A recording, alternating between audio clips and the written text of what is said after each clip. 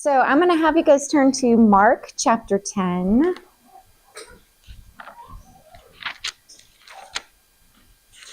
We're going to read a little passage of scripture. The only time that Jesus ever references marriage directly, he references marriage and what we would consider being a good wife indirectly all through the Bible. I mean, basically, if we're all better Christians, we would have better marriages. So it's indirectly all the way through. But in Mark chapter 10, verse 1, we're going to start. And I'll go ahead and read through this really quickly. All right. So he arose from thence and cometh unto the coast of Judea by the farther side of Jordan. And the people resort unto him again. And as he was wont, he taught them again. And the Pharisees came to him and asked him, Is it lawful for a man to put away his wife, tempting him? And he answered and said unto them, What did Moses command you? And they said, Moses suffered to write a bill of divorcement and to put her away. And Jesus answered and said unto them, For the hardness of your hearts he wrote you this precept. But from the beginning of creation God made them male and female. For this cause a man shall leave his father and mother, and shall cleave to his wife, and they twain shall be one flesh. So then they are no more twain, but one flesh. What therefore God hath joined together, let not man put asunder. So I want to draw your attention. This is one of those deals where the Pharisees come along and they're trying to catch Jesus and tempt him. And he always bypasses whatever they're looking for and whatever they're trying to catch him with. And he takes it always to the heart. And he talks about divorce and he says, we have to do that because you're sinners. And he always brings it right back to the heart. But when he decides to talk about marriage in general, he takes it back to creation and God's original design. And let's look at verse number 8. But from the beginning of creation, God made them male and female. And then verse 8, and they twain shall be one flesh, so that they are no more twain, but one flesh. So in our family, with my husband and I, we always say, we two be one. And that's what we're going to talk about right now. That phrase has helped us. It's, if you were to go to my house right now, on the refrigerator, I have a piece of paper up there. My husband wrote that one time, we two be one. Because sometimes things get between you, whether it's a situation, whether it's the children, whether it's something going on, and he will constantly say, we two be one. And that's the way God designed it. Because we know that when God created Adam and Eve, he created all the animals, he created light and all that, the earth, everything from nothing. And then he created man from the dust of the earth, but he created woman from man out of the rib. And then when he put them together, he said, and I will call their name Adam. So back in the day, you used to have women when, like my mother, when she signed a check or she signed any kind of legal document, she would write Mrs. Ken Burton. She always put my dad's name. And then as I grew up, I remember thinking, oh man, the feminism and all the stuff we're taught. But really, even when they do a marriage and they'll announce at the end, they'll say, I will present to you Mr. and Mrs. and they use the guy's name. And that's the way God intended it because we're no more two, but one. So I want to go over the we two be one idea. First of all, I'm going to talk to you about what it means, which I kind of just did. Secondly, we're going to talk about what keeps us from it. And thirdly, we're going to talk about what it requires. So we know that it's God's original design. And it doesn't mean that you have to have identical personalities and you don't have to have the same tastes and everything. Because obviously, if we were all the same, it would not be fun, right? You have to have some difference, we'll spice it up a little bit. So it's not about your preferences. It's about the heart, which are your feelings, and the direction of our lives, which are our actions. So it means in all things, no matter what comes our way, we're in this together. So like your wedding vows, we talk about for better, for worse, for richer, for poor, in sickness and in health. We experience everything together as a team. So I want you to think about, those of you that are married, your marriage, and I want you to ask yourself, are we doing it according to God's original design? Do we two be one? Are we individuals living in the same house, or are we a team? Is it mine versus mine and me and mine versus you and yours? Or do we come together as one? So that's what we're going to look at. So first of all, I want to talk about what keeps us from it. What can divide a husband and a wife? Every marriage that's represented here in this room is either going one of two directions. We're either going toward we or toward me. Every day that we're married, we're either building unity or we're creating division. So I want you to think about this like a graph. So think back to algebra or geometry. I'm not really good at this. I told you guys last night I'm a lit major, but occasionally math can give us some good things. So do you remember back in the day where you used to have these little graphs like this, and they would plot it? You put the little positives and the little negatives, and you put a plot, you put a point on the graph like that, right? So if you think about your marriage, you two, if we two be one, you're going to be 1 point on the graph, right? Especially when you first get married, you're like, okay, we're together. And then things start to happen, right? You have children or you have situations. I think, like, I don't know all of you, but most of you probably have heard me before. When I was 33 years old, I was diagnosed with cancer. So a situation can come up that can cause division or rock the boat a little bit.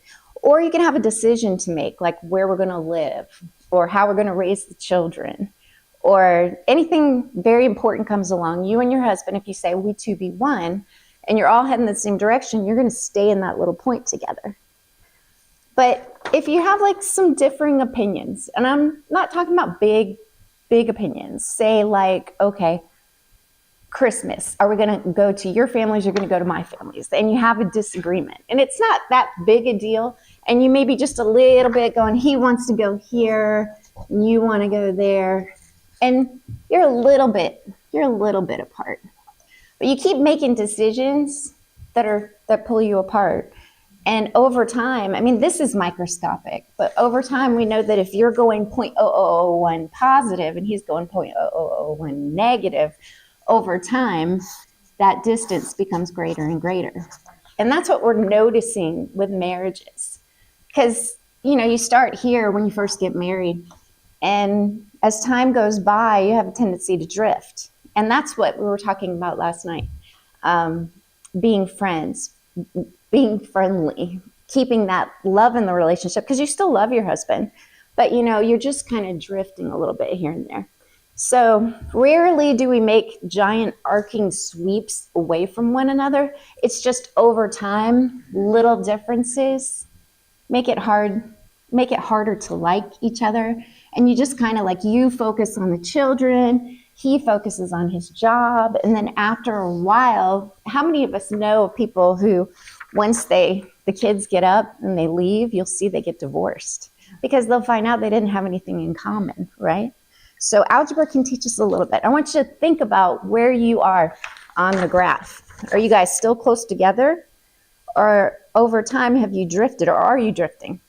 And sometimes you have to do something, we call it in our family a factory reset, right? If your watch blows up or your phone blows up, you have to stop, hit the button, start it all over again. I know I work in an office in IT. Every time you have an IT problem, something's wrong with the computer, they're like, did you turn it on and turn it off again, right? It's like you went to college for 4 years and that's the answer to every problem is turn it on, turn it back off again. So we do something called a factory reset in our house.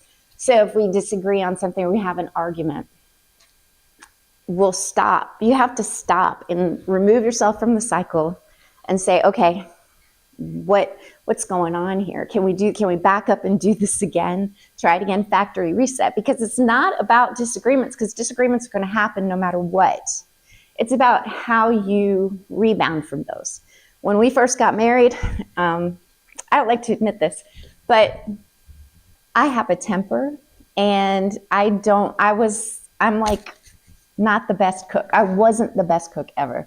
So, and my husband's very particular. He doesn't like spicy stuff, and he doesn't like, so I had all these rules. I was struggling with cooking, struggling with all of his things. He doesn't like food that's hard to eat, so he won't eat ribs. He won't eat chicken wings. He's really weird. He just doesn't like, he does all the good food. He's like, it's messy, or it's this, or it's that. And I'm like a big nacho girl. I love nachos, any kind of nachos.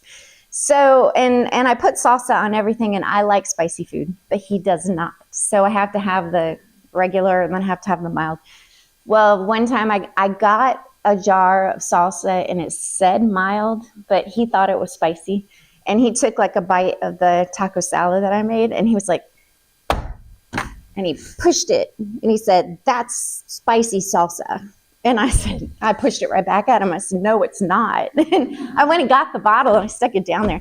And he's just like, "It's too spicy." And I was like, "It's mild salsa." And we went back and forth. And then I finally just had it, and I picked it up, and I dumped it on his head.